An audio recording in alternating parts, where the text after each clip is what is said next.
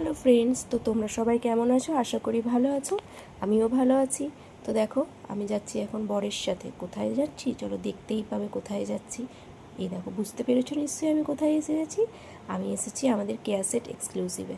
তো ওখানে আমি হেয়ার কাট আর হেয়ার কালার করতে এসেছিলাম। তো দেখো, আমার চুলটা ফার্স্টে ওয়াশ করে নিচ্ছে, কারণ আমার চুলের খুব বাজে অবস্থা হয়ে গেছে। তাই আমি একদম স্থির করে গেছি যে আমি চুল কেটে দেবো একদম। তো আমি অনেক ছোট চুল করে দিয়েছি।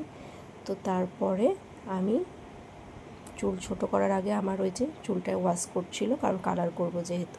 তো এই যে ফাইনালি আমার চুল ওয়াশ করা হয়ে গেছে। এখন চুলটাকে মুছিয়ে দিচ্ছে এমনভাবে, দেখো মোছাচ্ছে, এমনভাবে টানবে চুলটা। এই যে দেখছো, মাথাটা এমনভাবে টানলো মনে হলো যেন ধর থেকেই আমার মাথাটা আলাদা হয়ে গেল। তো দেখো, আমি এখন এই যে মুখটা প্যাঁচার মতন করে বসে আছি। প্যাঁচার মতন বসে থাকার কারণ হচ্ছে, ভাবছি আমার চুলটা নিয়ে এই যে সব অনেকজন ছিল, 3-4 জন মিলে কী করবে সেটাই ভাবছিলাম।